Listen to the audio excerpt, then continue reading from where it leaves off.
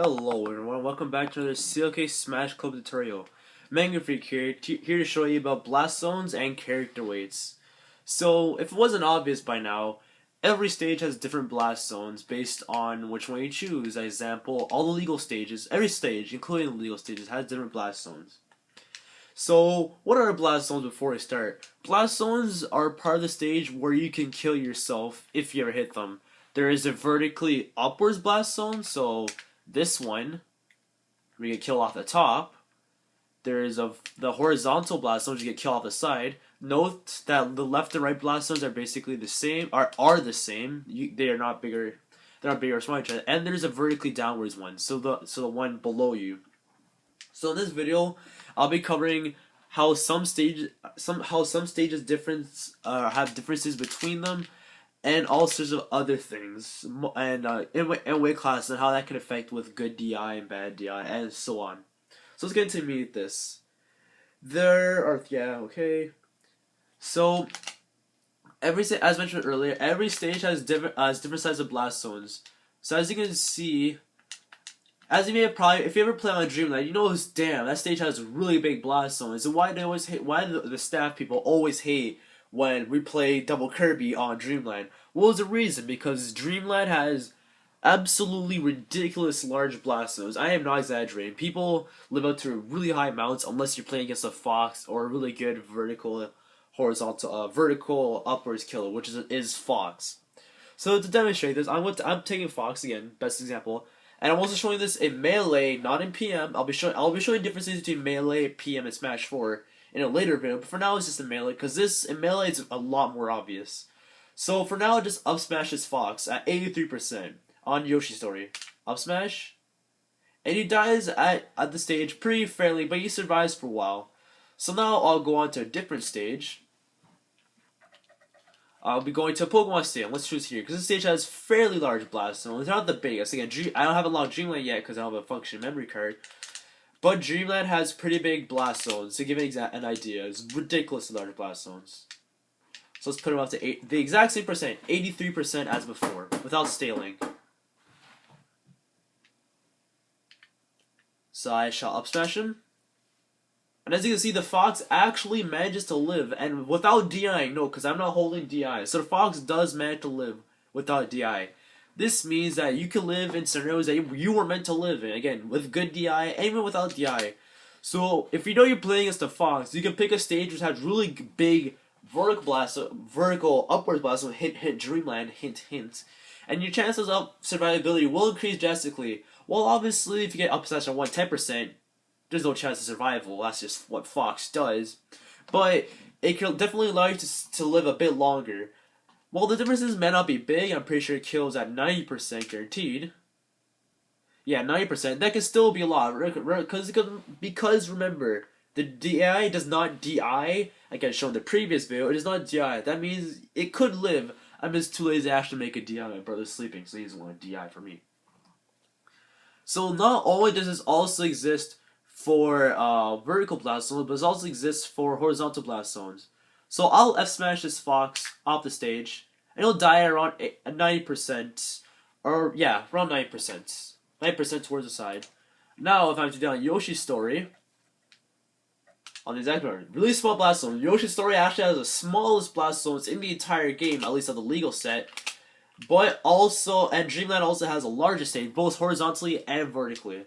So I'll put this Fox at about, I'm guessing 70%. I think that's a fair amount, which is a lot lower than the previous one, you're assuming, right? But that Fox barely lives. In fact, he does live, but he barely could. Again, with good DI, he could have lived even better, but not exactly. So let's put this up to about 80%. And he just dies at that amount. Even if he lowered to maybe even 75%, I wouldn't be surprised if he did die. So let's just check it out for a test of purposing. Again, this is a lot of theory and practicing. I'll leave you guys to figure out the exact percentages. That's what makes Smash Bros. Fun. But know that blast zones on some stages is really big, and percentage can be a big difference. 75%, and he does die with no DI. So it's a really big difference from around 90% to 75%. That is a big difference. That is about, I think, 15%? 15% difference. Wait. 15, I'm not good at math, but you know, it's more than 10% difference, which is, again, massive. That's not just oh, one laser difference. That's a whole up tilt worth of difference. In fact, yes, that is an up tilt's worth of a fox up tilt's worth of difference between that. So it's really big. Unfortunately, I can't show you how super exaggerated Dreamland's Blast Zone is because again, I didn't unlock it. But just know that it is really big, and with good DI, you can expect to live very long. Now on to the next subject. I'll be changing to character weight class. So let's be discovering how characters' weights and whatever. So we changed the AI to Kirby this time. We'll go back to Fox. Don't worry. So let's pick Kirby on this stage. Alright, we'll go to him. Again, this doesn't matter what character you pick as long as they're different from each other. So let's put his percent at about 50. That should be a good amount. So you'd expect, okay, well, big fat characters like Bowser, shout out to President Bowser player Gavin. So you expect heavy characters to fall faster, light character would fall slower, and you're somewhat right. So let's throw Kirby up. As you can see, he takes a fairly slow time to fall back down. Not that much longer. However, okay, so you're thinking, well, you're right on that guess. He does fall down faster. However, let's take Bowser. So you'd expect him logically to fall down slower. And if I remember, I put him at 50%. So let's compare. 50%. So, Bowser goes a bit lower than Kirby, slightly. But, if you compare it to Fox, and this is where you'll be mind-blown. Oh, well, spoiler. But you'll be mind-blown how much of a difference a character is, how surprising it can be between this game. Or what the character differences in this game. So again, 50%, same thing for everybody. But Fox goes a lot lower, or somewhat lower, and falls a lot faster than everybody else. This means you can combo him very easily. In fact, you can do something called a chain grab on him, which is a lot easier to do, and eventually kill off of it if you do it enough. However, if I have to try that on Bowser, I don't think it doesn't work very efficiently, and you can simply just DI out of it. Again, shown in the previous video. This is the case for a lot of characters. In fact, Fox and Falco are the fastest falling characters. Well, Bowser isn't the fastest falling, but he's definitely not the he's not the fastest falling character, along with DK and other characters. So I can see I can't chain grab that efficiently. In fact, I am missing chain grabs because the timing is so awkward. However, but wait. So to recap what I just said, weight does not affect your fall speed. It does completely. I'm assuming it is randomly chosen, but Fox and Falco are the fastest fallers, while Jigglypuff is the lightest faller. She falls down the slowest. However, what weight does affect is how easily you're launched. So Bowser and DK, being some of the heavier characters, do have a higher chance of surviving, not taking into account their recovery skill and stuff like that. So Fox obviously has a better time surviving, recovery, because that's obviously a better recovery, even though I could have lived. That's obviously a better recovery than Bowser's up B. But just to say, Bowser can theoretically take a lot more punishment than Fox can, and still have a higher chance to live.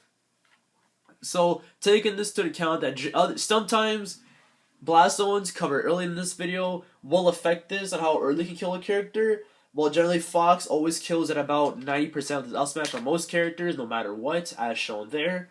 Sometimes it can affect it if you're at certain percentages. So just to recap the video, every stage has different blast zones. Yoshi's Story has the smallest blast zone. Dreamland has the largest blast zone. Horizontal and vertical blast zones are different, meaning that some stages can either have really big horizontal blast zones or really big vertical blast zones. I'll leave that to you to discover who it is. And then character weight is also not dependent on our character's fall speed is not dependent on the weight. Therefore, meaning some combos you could do, like on Fox, would be rendered impossible on Bowser or simply hard to do. So I'll see you guys next time. In fact, I'll be actually checking up on you guys and asking you tomorrow which stage has the largest blast zone and which has the smaller one. I'll add another one that I'll say it again just for you guys, that the smallest one is Yoshi's Story. And the largest one is Dreamland 64. Oh, no, it is Dreamland. Yeah, it's just Dreamland. And I'll prove to me that if you are or not watching the videos, and if you are just watching one video, if you have to choose one video, please do the aerial combo video. Please, it's painful watching you guys. I'll be covering this later on tonight in the next video. See you guys then.